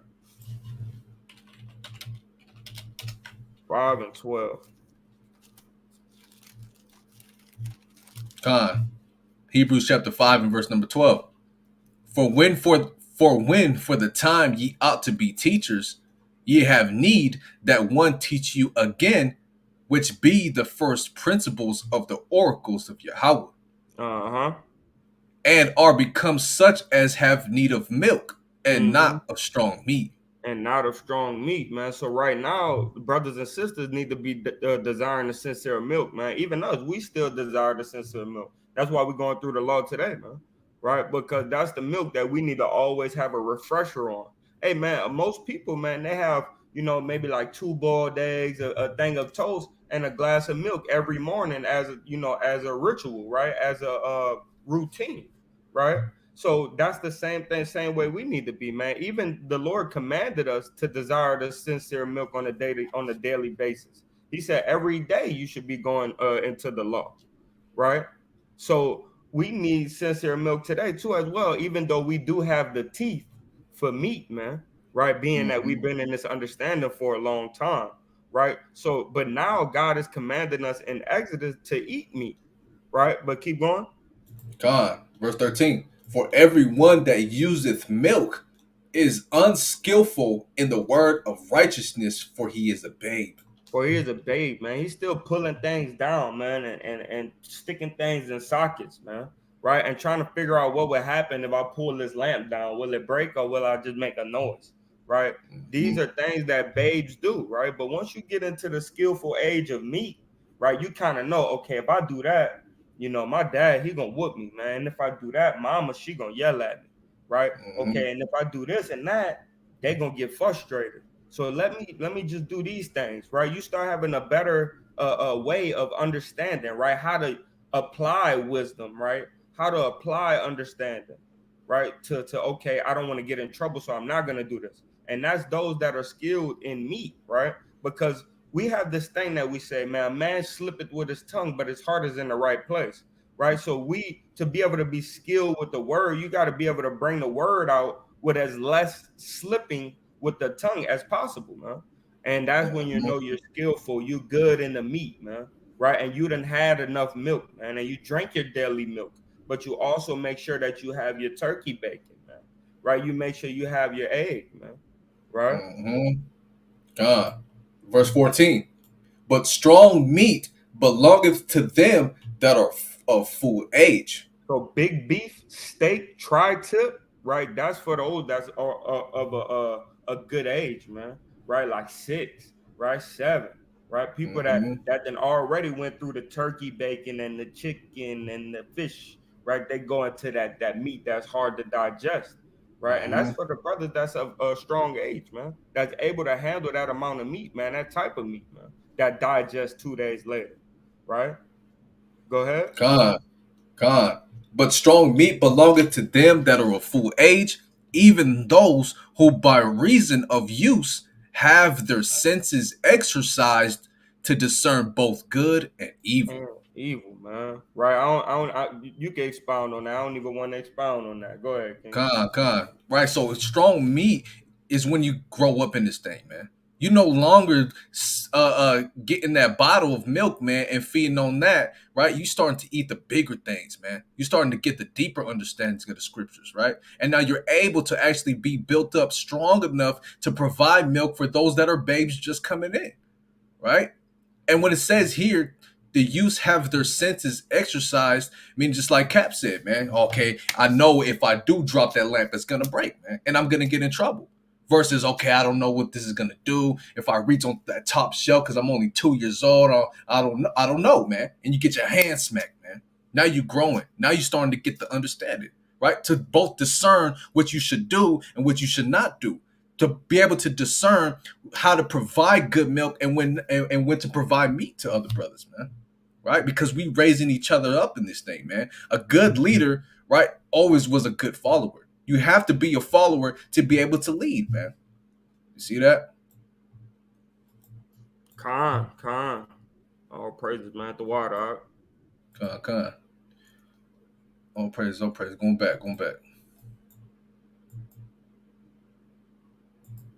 Come on. Exodus 16 and verse number 13. And it came to pass that at even the quails came up and covered the camp. And in the morning, the dew lay around about the host. And when the dew that lay was gone up, behold, upon the face of the wilderness there lay a small round thing as small as the hoarfrost on the ground. Mm. Right? So this is going into you don't know when the Most High is going to provide you that meat or that wisdom, man.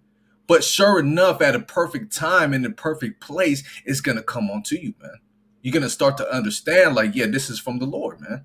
Right? This is what I've been seeking all my life. It's making perfect sense. Now I'm able to eat what the Most High God had provided, right? Yahweh Ba'ashim Yahushai, and now I'm gaining this knowledge. Now I'm gaining this wisdom and this understanding because I trusted in the Lord, man, to deliver that into me, man. Right? And that's how we know when we're in full darkness. Let me get that real quick precept. Jude chapter 1 and verse number 8. Number 3, right? Jude Khan, 1 and 3. I'll be right back. Come I gotta do something right quick. on. It's like it. Jude. No, it's not Jude. Lamentations, right? Chapter 2. Right? So Lamentations chapter 2, verse 1 is another fold of that same cloud. Right? How hath the Lord covered the daughter of Zion with a cloud in his anger, and cast down from heaven unto the earth the beauty of Israel.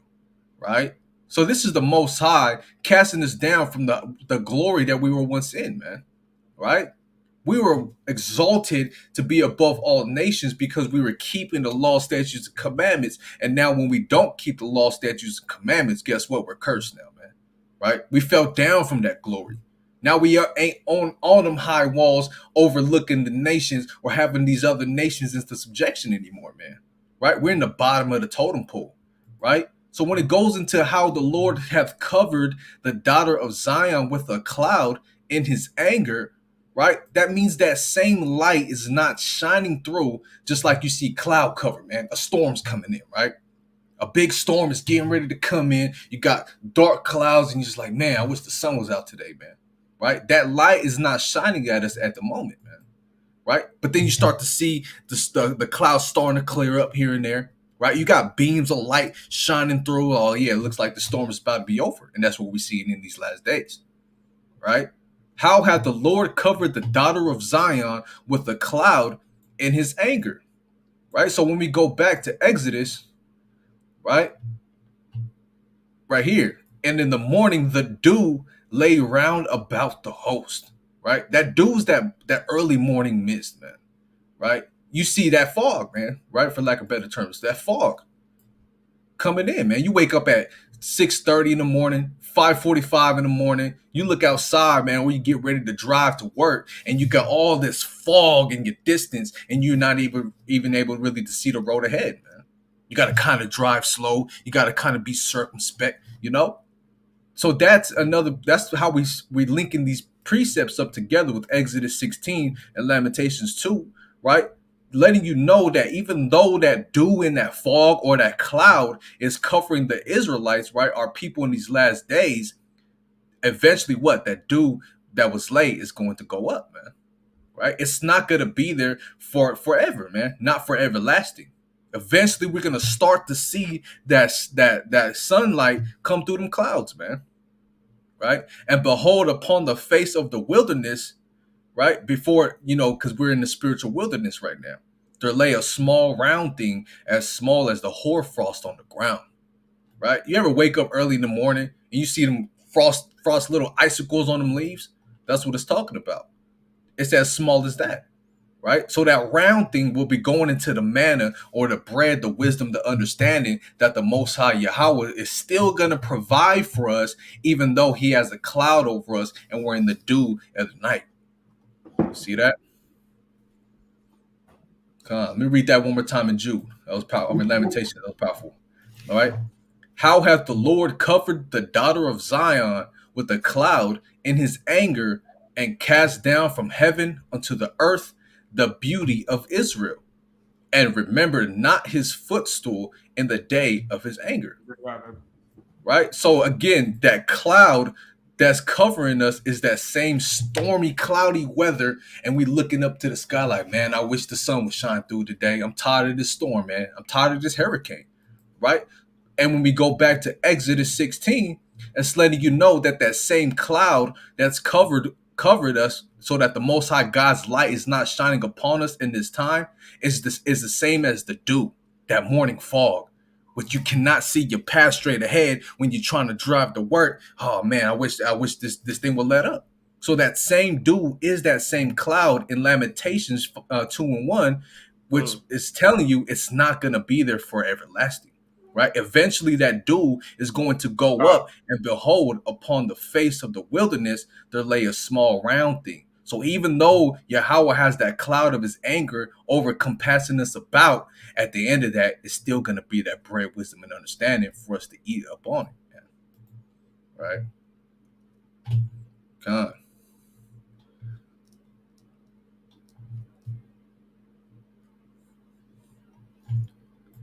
con. And I yield with that. Right? Going back. All right. Verse 15. And when the children of Israel saw it, they said one to another, it is manna, for they wist not what it was. And Moses said unto them, this is the bread which Yahweh hath given you to eat. See that? Man, that's powerful. I got a powerful precept. I got a powerful precept for that one too. One second, let me open up this other.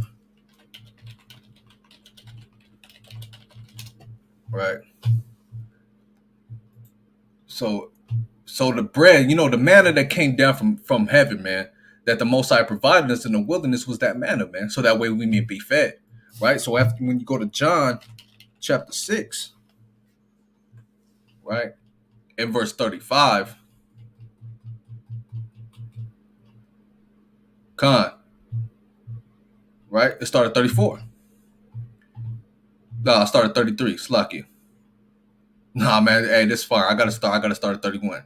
Watch this. 631. Our fathers did eat manna in the desert, as it is written, He gave them the bread from heaven to eat. Then Yahweh Shai said unto them, Verily, verily, I say unto you, Moses gave you not that bread from heaven, but my Father giveth you the true bread from heaven. For the bread is of Yahweh. For the bread of Yahweh is he which cometh down from heaven and giveth life unto the world. Then said they unto him, Lord, evermore give us this bread. And Yahushua said unto them, I am the bread of life. He that cometh to me shall never hunger, and he that believeth on me shall never thirst. Right? So Yahweh provided us that bread in the wilderness, which was called manna. But guess what? The true bread that came down in the likeness of that manna is Yahweh Shai, man. Right? Yahweh Shai came down in the same instance as the bread in the wilderness, man. Right? It's a parallel of what we read in John chapter 6 and Exodus 16. You see that? Uh, yeah, and you. Let's go back. Y'all got that understanding in the chat? Y'all got that? Yahweh Shai is that man as well, right? But on a Uh, more profound level, on a heavier fold, right? Verse 16. This is the thing which Yahweh hath commanded. Gather of it every man according to his eating, an omer for every man. Right? Let's get that. Let's get that omer. Right?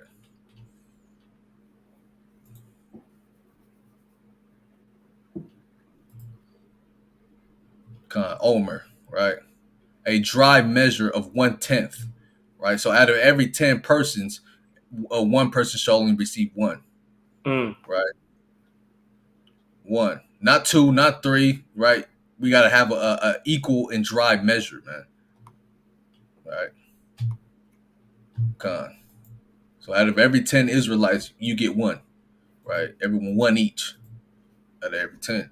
All right, so let's go back real quick. Right? What was that? It's lucky. You was at 16, Con, con, con. 17. Con 17. And the children of Israel did so and gathered some more, some less. And when they did meet it, right? Meet means to measure, right? This is where you get the word meter from, right? When they did meet it with an omer, he that gathereth much had nothing over, and he that gathereth little had no lack. They gathered every man according to his eating. Right? You want to get that, King? It's you said what? Get what? You want to expound on that? That's going into that sincere milk as well, right? I'll read it Con, again.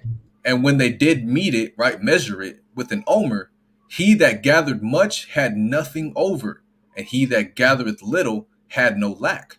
They gathered so every man according to his eating. So when you get the understanding right, and you seeking the understanding right, if you have much, he that have as much, uh, he'll gain even the more, right? Or he don't have no lack, right? As well as somebody who gathereth less, right, has no lack, because no matter what, you need to put the understanding, the bread that you acquire, right? You want to be able to put that bread to use, whether all you know is Deuteronomy 28 and 68 and Deuteronomy 28 and 36, you want to put that to use. But if you know, right, the prophecies in Jeremiah, Ezekiel, Isaiah, Daniel, Haggai, Micah, Malachi, right, Joel, Amos, right, if you know these, Hosea, if you know these prophecies that's going on in these things, you also want to expound on those things and give more knowledge to that person that does only know, right, Deuteronomy 28 and such, right? Matthew, Luke, John, Mark, right? You want to be able to bring those brothers up, right? Because even though they have less, right, they still don't lack because they in this thing. They put the fringes on.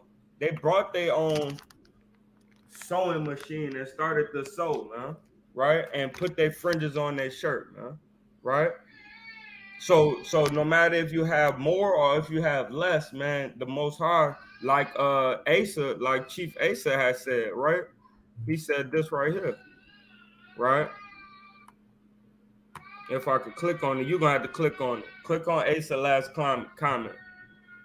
He said Yahweh provides, man. So whether it's the understanding or actual physical, tangible things, man, Yahweh provides, man. Right? Mm-hmm. So I Con, yield. con, right? And my bad, Already Salaki, know. I got dealing with a good bit over here. You know how it is. Con. Okay. Verse 19. And Moses said, let no man leave of it till the morning. Right? So when you get this bread, when you get that spiritual manna, when you dealing with this wisdom and understanding, you got these breakdowns and you got this understanding, and you're able to provide these things to your fellow Israelites, man, whether it be Jake or whether it be Eve, man. Don't just leave it to die off, man. Right? Don't just leave it. You gotta expound on it and actually take that wisdom and use it, man. Right? Oh, I'm just gonna put it away over here to another day. No, man. Right? You know somebody that, oh man, let me show this brother this breakdown. Let me show with this brother what I learned. Right? Give that wisdom and that bread to your fellow people, man. And don't just leave it to the morning. See that? Verse 20. Notwithstanding, they hearkened not unto Moses, but some of them left of it until the morning. And it bred worms and stank, and Moses was wroth with them. Right? So remember, we're talking about this chapter right here on the spiritual fold, on the second fold, right? So you don't want to take that wisdom and that knowledge and that understanding and these breakdowns that you learn and put it away, man. Right? You want to put it to good use at the time it's ready to be used, right? A brother needs to break down. He needs to understand it. You don't want to tuck in that the understanding of these breakdowns and leave it to bread worms. Now you forgot about it, right? Oh man, I remember I learned this breakdown 5 months ago. Damn, I forgot about it. No, man. Put it to good use, man. Right? So that way it could be what? Each one teach one. You show this brother this understanding, this wisdom, this knowledge. He can pass it to the next brother. He can pass it to the next brother before it starts to bread worms. See that? Verse 21. And they gathered it every morning, every man according to his eating. And when the sun waxed hot, it melted. Meaning what? So Go go ahead, ahead. King. Go ahead. You got it. So sometimes, man, you gather your stuff in the morning, man. You get your reading and you do your due diligence in the scriptures, but you have some people, man, they don't even get to their daily bread, and early in the morning they're going through afflictions, man, and the understanding that they thought they had melted away, man, right? Or the true understanding that they had, it melts away, man, right? And you don't want to be that guy, man, that your bread, your understanding goes away, man. You fall by the wayside, man. You get strangled out by the cares of this world, man, like the seed and the sower, right? You want to make sure when you get this understanding, you constantly watering your plant. You constantly getting your daily bread before the sun melted away, right? Don't let your afflictions, right, take you out of this thing, man.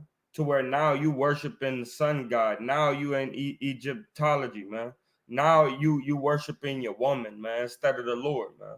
Now you worshiping your children, man, right? Instead of the Most High, right?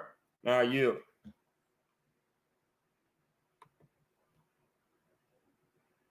Con, you there, Ark, or no?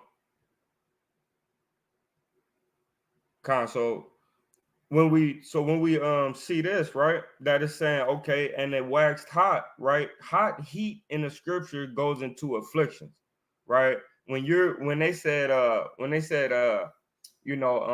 I'm in hell, right? It's not talking about actual hell, man. Like we seen in Jonah, right? He called the belly of the whale, or the belly of the big fish, right? The belly of hell, man, the belly of affliction, right? So we understand that hot or heat or in the day, right, or noonday, it means afflictions, right? So we need to be strong in our afflictions and not let our understanding escape thee, right? Con. All praises, right? So we linked up this tour, this law portion of the Shabbat class, right, with the understanding, man, and how you should meditate on these things when you gain that wisdom, that understanding, that manna, that bread, right, to not do nothing with it, man. And when you do something with this wisdom and this understanding, this is what's gonna help you to stay grounded in this truth in these last days, right? So let me get some precepts on meditation that I got listed here real fast, right? Con. Let's get that in Psalms 119, right? The classic, right? Verse 9, right? Psalms 119 and 9. Wherewithal shall a young man cleanse his way, right? How do we clean our ways up, man? How do we wash this spirit, right? From the filth, from the lust, from the flesh, from wicked deeds? How do we wash ourselves, man? Right? By what? By taking heed thereto according to thy word. With my whole heart, right, which is your mind, have I sought thee. Oh, let me not wander from thy commandments, right? So you got to seek with your mind on a day-to-day basis, right? The commandments of the Most High, man. This is how you stay grounded in this truth. This is a part of meditating on the word when you're able to pull these precepts from your mind and how to go about this world and defeat the flesh on a day-to-day basis, right? Verse 11, thy word have I hid in mine heart that I might not sin against thee. Right? So Mm-hmm. that wisdom and that knowledge and that understanding, that bread, that manna, you have to, what does it mean to hid in your heart? It means to bury it deep in your mind to the point where it's not easily to be dug up and thrown away with, man. You don't want somebody coming with that shovel, that spiritual shovel, and digging up your thing if you only dug it down 5 inches in the ground, man, right? Con. 2 feet. You want to bury that thing so deep that nobody could take a shovel and dig it up and cast it away from thee, man. Because the devil, Con. he's ready to do that. See that? And sometimes, man, if you don't bury it deep enough, right, you have a flood come through, and it'll just lift itself out of the ground, man. And that flood is a whole bunch of other doctrines, man. Right? Mm-hmm. The bad B culture, right? The drop it like it's hot, man. Right? Mm-hmm. Mr. I'll take your girl, man. Right? All that is a flood that comes in from society, and if you don't bury this truth deep enough within your mind, it's just going that rock or whatever you most of the time it's a rock. Whatever rock you buried under the ground, the ground is just gonna push it up with that water, man. Right? And I don't Mm-hmm. know if you're getting another precept already, but in Psalms 119, I got something in there too. I'm reading to 16. Go ahead. Con. Verse 12. Blessed art thou, O Yahweh. Teach me thy statutes. With my lips have I declared all the judgments of thy mouth.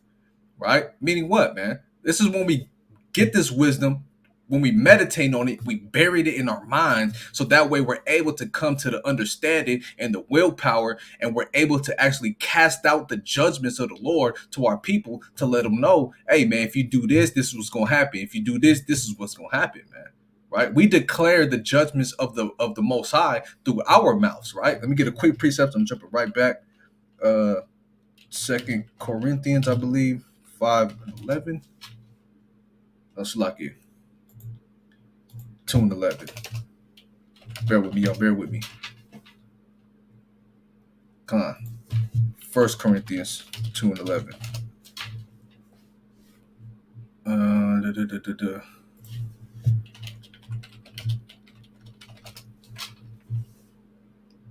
No, that's not it. That's not it.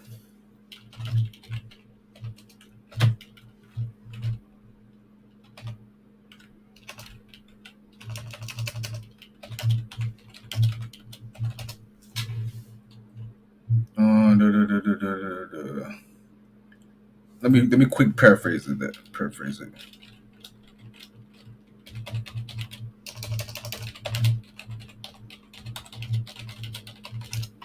Oh Yahweh yeah, has well, to speak to this. to Con, I got it. I got it. uh, to remember his statutes, man, and keep them on the forefront of our brain, man. Right? Con, con. This Second Corinthians 5:11, right? Knowing therefore the terror of the Lord, we persuade men, Mm, right? So when you start to cast out these judgments upon our people, man, but when we declare them with our lips, we start to instill that fear in them, man, right? That, hey, man, if you don't do this and you don't get yourself right, and if you don't cleanse your spirit, right, in the will of the Most High, hey, man, you're gonna be destroyed, man. Oh man, I don't want that to happen to me, man. Hey, what I gotta do to get right? Hey, we gonna show you how to get right, right? So this is what we do when we declare the judgments of the Most High, right? And it could be judgments in death and destruction, or it could be righteous judgment, man. Right? You do what I say, hey, you should be above all nations, and all these blessings will come upon you. Right? You don't do what I say, hey, all these curses are gonna come upon you, you're gonna be destroyed. Right? So mm, knowing therefore the terror of the Lord, we persuade men, right? But we are made manifest unto Yahweh, and I trust also are made manifest in your consciousness, right? So these things we manifested in our mind, and we created in our mind to understand the vision that's at hand, that the Most High puts on our spirit to start to understand His judgments, and we trust also that it starts to seep into your conscience for you to get that same understanding. See that? con, And I yield. And I yield. con, you going to finish to 16 on that 119, Yeah. huh? Con. What did you want on there? You can expound on the verse if I hit it. Con, nah, I'm going. It's in 100, Okay. 106. God. Verse 14. I have rejoiced in the way of thy testimonies as much as in all riches. Right? Mm, And that's a part of meditating on the word, man. Right? When you start to put into your remembrance and you bring it from your brain to the forefront of your mind to understand what the Lord has done and what the Lord is getting ready to do, man. Right? What He has done for us and what He's getting ready to do for us, right? And that keeps you built up and that keeps you grounded. Verse 15, I will meditate in thy precepts and have respect unto thy ways. I will delight myself in thy statutes. I will not forget thy word. See mm. that? And that's a part of meditating, man. Not forgetting the word of the Most High. And I yield. Con, give Philippians chapter 4 and 19, and then let's go back over there. Right, because he said, man, in thy riches, man, that's where the glory lies, right? In the riches of the Most High, not in vain riches that we get on earth, like gold and silver, and paper money, man, that moth doth do destroy, man. Right, go ahead. God, this is a book of Philippians, chapter 4 and verse 19. Wait, is this Philippians? Or is that Philemon? That's Philippians. Okay, verse 19. But my God shall supply all your need according to his riches and glory by Hamashiach Yahushai. So we need to remember, man, that the riches that we get, man, is remembering, right? The statues, the testimonies, right? The miracles, the wonders, the signs that he did and showed unto the children of Israel, man. That's where our riches lie, man. By keeping the commandments and keeping the precepts, man, and understanding the statutes and doing them, man, to the best of our ability, man, to observe the high holy days, right? To persuade men according to fear, man, right? That's the way that we get our riches in heaven, right? Through Hamashiach Yahushua. So we need to know that, man. We need to take pride in the statues that he had given us and in the testimonies, right? Mm-hmm. Ah, that's right. That's right. Psalms That's some 119 and verse number 106. ah.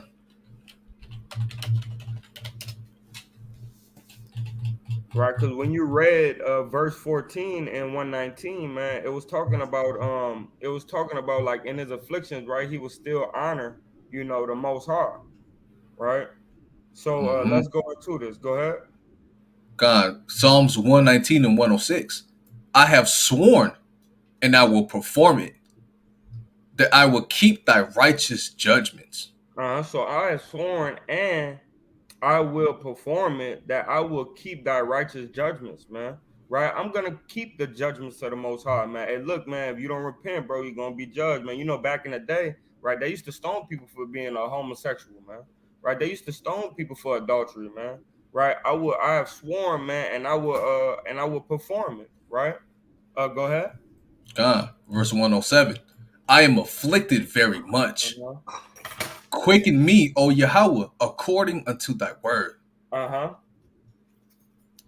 Except I beseech thee, And it said, the hold on. And it said, I am afflicted very much. Quicken me, O Yahweh, according to thy word.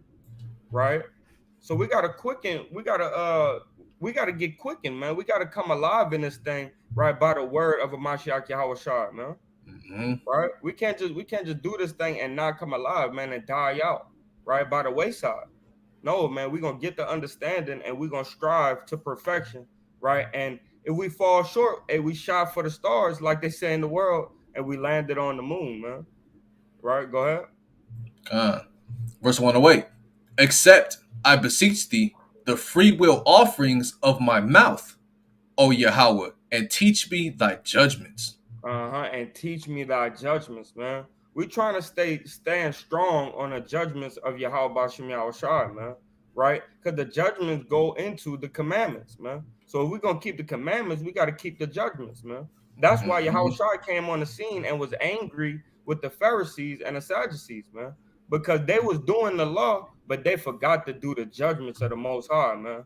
Hey man, now if you pay me this much, right, I'll let you go ahead and slide on this, man, right? If you give your tithes, you ain't got to worry about the adultery that you hit behind closed doors, right? No, man, the judgments are just as righteous as the commandments, right? Go Mhm. ahead. Con. Verse 109. My soul is continually in my hand, yet do I not forget thy law. Yeah, so as much as your soul, cause like you gotta understand what David is going in on, man. When he said his soul is continually in his hand, yeah, it's in his hand to okay, I'm not gonna break this commandment, I'm gonna keep this commandment. Yeah, that's definitely in his hand and in his power, right? But when you think about it, man, David always was a lowly man, man, as well confident, man, in the script, right? So when he says my soul is continually in my hand, man, it's like when you like this and you like, dang, man, I just don't understand, right? It's continually in my hand, yet I do not forget thy law, man. Even though I'm down, right? I feel hurt, I'm downtrodden, right? I'm gonna keep thy laws, man, because that's what you did for me, man. You saved me out of so many situations, right? So I can't help no matter what I'm going through, I can't help but keep your statutes, laws, and judgments, man. Right. And last precept. God, 110. The wicked have laid a snare for me, yet I erred not from thy precepts. And even though they try to make me go to work on a Shabbat day, they try to make me go to work on a new moon, right? The bills start piling up and rent is hurting me and everything is affecting me, man. I would not forget thy ways, man. Right? As much as they tried to make me err from the truth, man, err from the ways of the Most High, I mean, make an infraction in the ways that the Lord has told me to go, I still don't fall victim to those infractions, man. I actually do more to stay out of the infractions or breaking the commandment of the Lord, man. Like calling off on the day of Simon, man. Calling off on the 2 days of Purim, man. Right? I'm gonna make sure I go above and beyond, man. So that way at the end I could be justified. Right? I yield. Con. Well, I just want to add on to 110 real quick, right? The wicked have laid a snare for me, yet I erred not from thy precepts, right? And that can go into a lot of things, man, right? That can go into for you to fall off the wayside, man. By what? By the doctrines of this world, man. By the understandings that these other nations give us, right? To following and learning the ways of the heathen, right? So the doctrines that the wicked have laid upon us, man, and the wisdom and the bread that they have for us is what? It's only meant to be a snare, meant to be a trap, meant to get us what? Jammed up, right? Let me get this quick precept on that one. So Psalm 64, I believe. Or is it Psalms 84? Bear with me, y'all. Yeah, Psalms 84. Psalms chapter 84. Hold on, I got it highlighted in my book real fast. right? So that wicked snare is doctrines and understandings that the wicked have left for us to get us jammed up, right? And we don't want to get jammed up in those teachings, man, right? Psalm 69. Oops, lucky. Typing too fast. All right, Psalms chapter 69 and verse number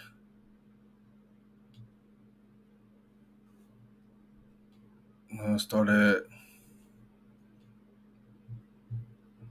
I start at 18, right? Psalm 69 and 18. Draw nigh unto my soul and redeem it. Deliver me because of mine enemies. Thou hast known my reproach and my shame and my dishonor. My adversaries are all before me, right? Reproach have broken my heart, and I am full of heaviness.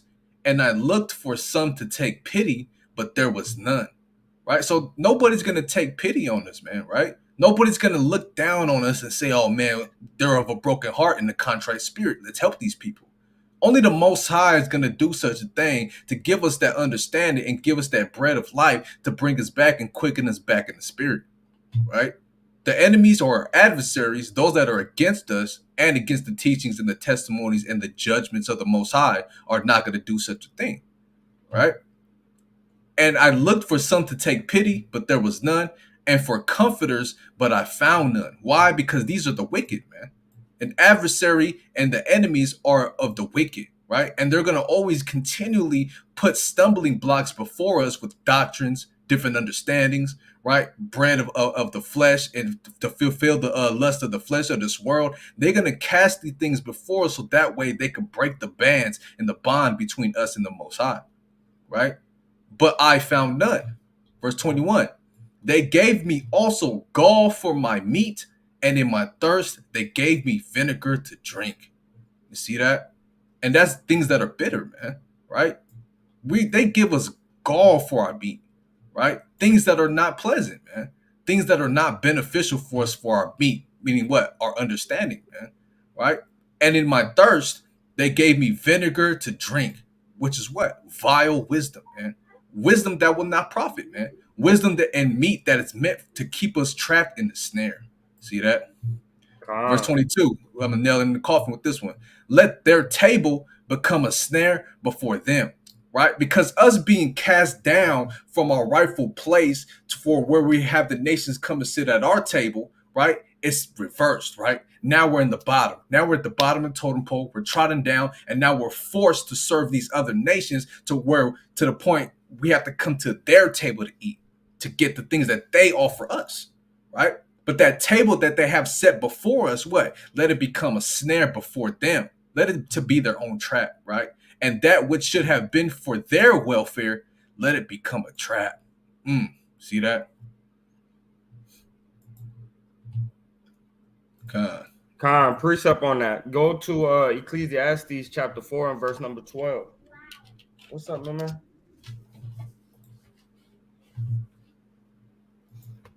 Go God. ahead and read that. Ecclesiastes 4 and verse 12. God. Verse And if 13. God. Verse 13. Better is a poor and wise child than an old and foolish king who will no more be admonished. So it says, better is a poor child, man, a poor and wise man, right, than a foolish king, man. So these people, man, they foolish, man. They think that this thing is gonna last forever, man. But you got a poor, wise child, man, like the children of Israel, right? That is gonna that at the end we're gonna be admonished, man. We're gonna be the ones that come out on top, man, right? So, like the brother was going into, man, they lay a snap and a trap and a snare, right? But at the end of the day, we have enough wisdom that we're not gonna fall into that thing, man. Right? We have enough understanding to say, okay, well, if they going left, then I'm gonna go right. Right? If they going up, then I'm gonna go down. Right? We have this Mm, understanding to dodge, right? That judgment that's about to come. Man. God. That's right. Whether they go left, we go right, and whether they go up, we go down.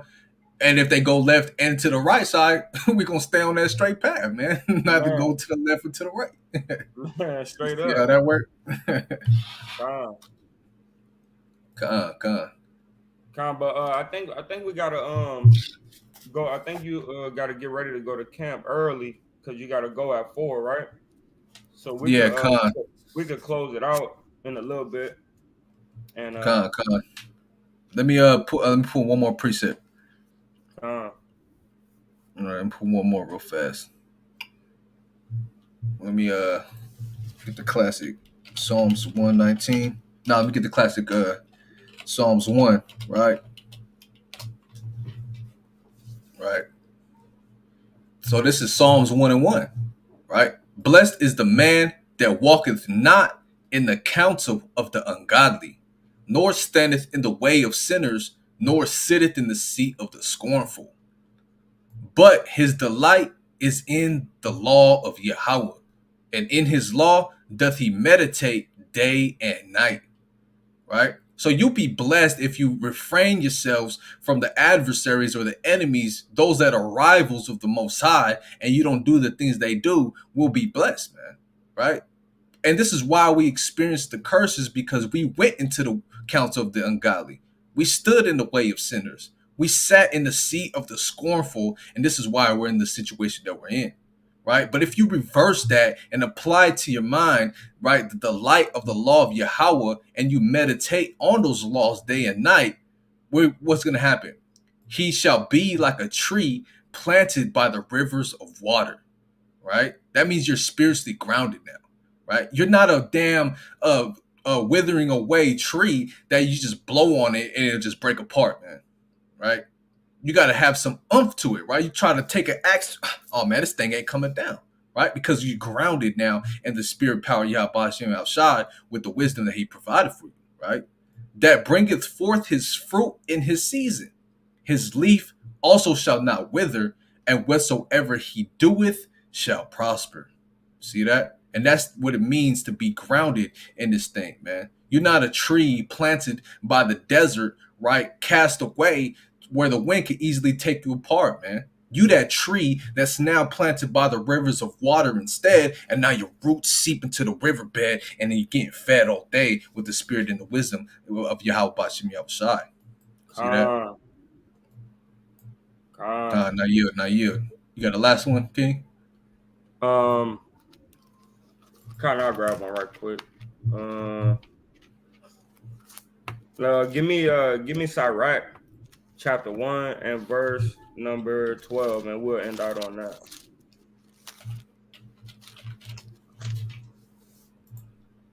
God.